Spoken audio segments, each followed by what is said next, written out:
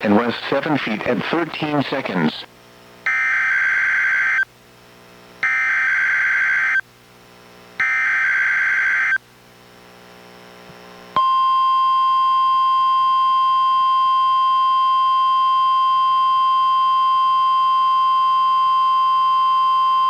This is the National Weather Service Office in Portland, Oregon.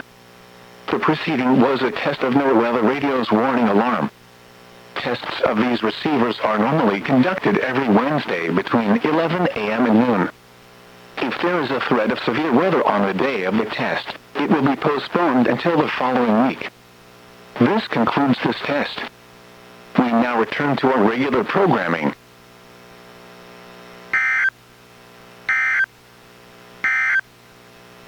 Coastal marine forecast for the waters from Cape Shorewater, Washington